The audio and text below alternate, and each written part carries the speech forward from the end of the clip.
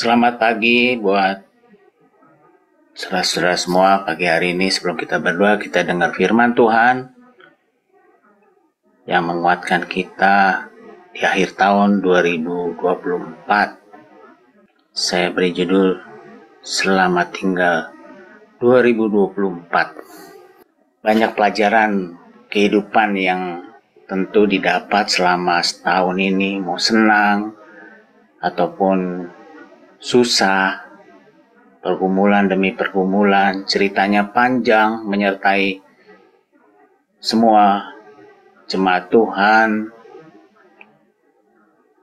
Di dalam perjalanan itu kita punya mimpi-mimpi yang sudah tercapai, bahkan ada yang belum tercapai. Yang saya bicarakan tadi adalah bicara berkat atau yang bersifat natural.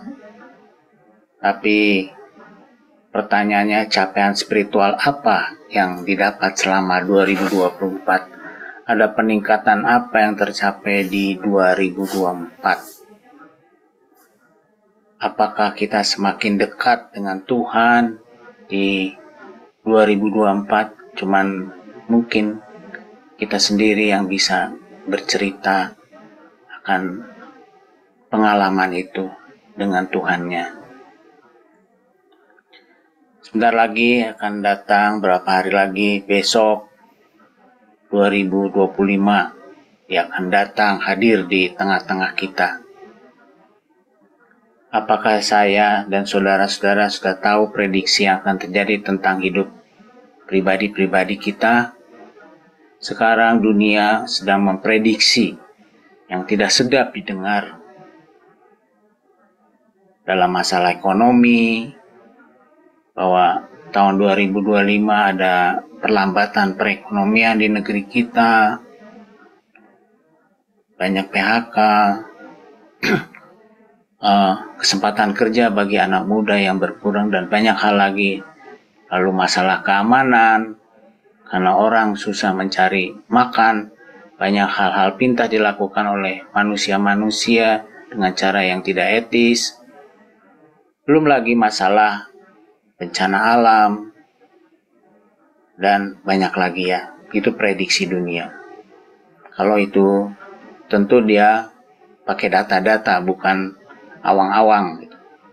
Cuman kalau untuk menghadapi 2025 itu pertanyaannya, apakah sudah siap kita menghadapinya? Ini yang perlu kita pertanyakan. Pada dasarnya kita harus mempersiapkan tahun depan ini kita dapat bertahan dengan baik gitu. Kita butuh penyertaan Tuhan yang luar biasa. Nanti saya akan bagikan bahwa dunia mungkin bisa berlalu, tetapi firman Tuhan tidak pernah bisa berlalu. Kalau kita lihat lagi, kita dihadapkan oleh juga keperluan dan keinginan yang tidak berimbang. Kita punya keinginan, punya kebutuhan. Kadangkala keinginan mendominasi kehidupan ini dan akhirnya melakukan hal-hal di luar jangkauan. Kita lihat anak Tuhan pun bisa jatuh dalam pinjol dan judol di online ya, dan pinjaman online supaya cepat untuk mendapatkan keuangan untuk memenuhi kehidupannya.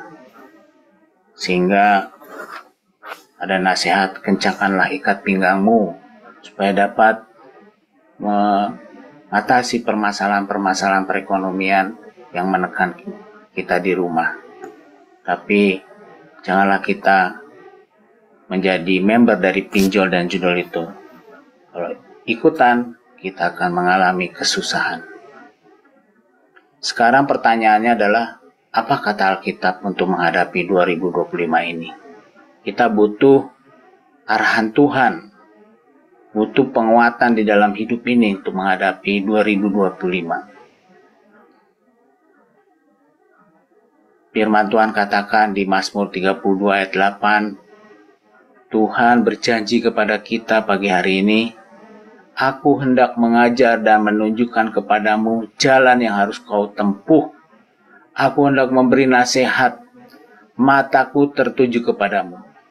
Jadi Allah kita yang luar biasa, matanya tidak menjauh daripada jemaat, dari kehidupan kita pribadi lepas pribadi. Ya, Tuhan akan menyertai kita.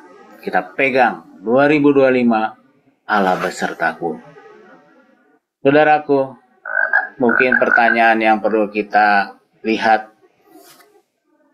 apakah yang kau ingin lihat dalam hidupmu di 2025?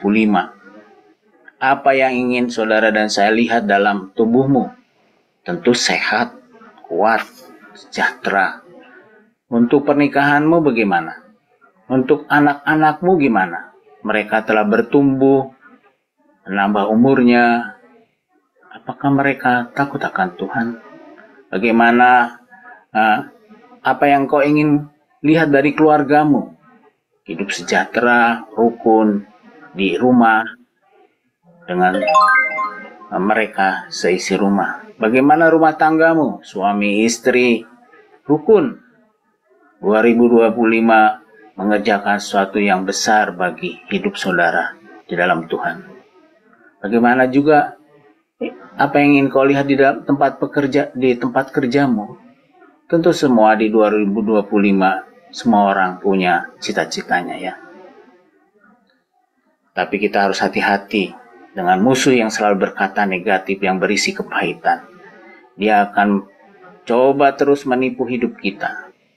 Musuh kita atau penipu kita tahu bahwa saudara dan saya sebagai anak Tuhan mempunyai kuasa firman Tuhan yang bila diperkatakan dengan iman akan besar kuasanya mengalahkan dia. Dia nggak mau anak-anak Tuhan berdoa seperti pagi hari ini atau membaca firman dan merenungkannya. Dia coba membuat saudara dan saya untuk tidak pergi kepada Allah seperti pagi hari ini.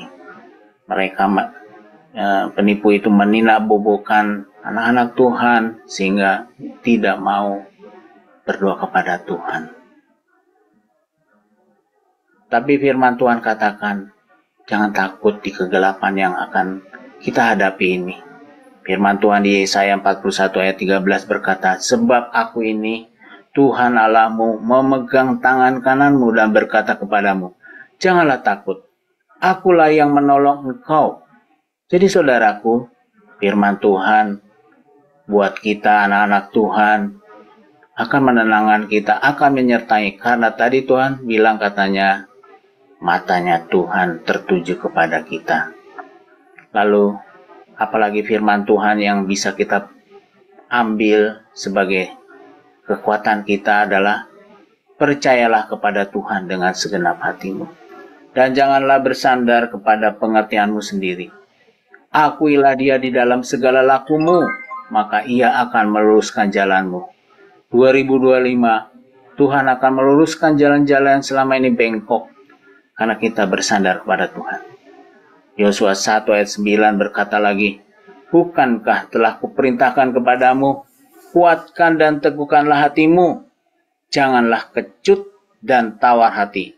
Sebab Tuhan Allahmu menyertai engkau kemanapun engkau pergi. Menyertai engkau kemanapun engkau pergi. Kalau firman-firman ini kita pegang, 2025 kita akan mendapat kemenangan demi kemenangan. Bagaimana saudara? Siap untuk berdoa untuk tahun 2025 sebentar lagi akan berlangsung. Dan selamat tinggal 2024 dengan segala permasalahannya. Tuhan menyertai kita. Mari kita berdoa.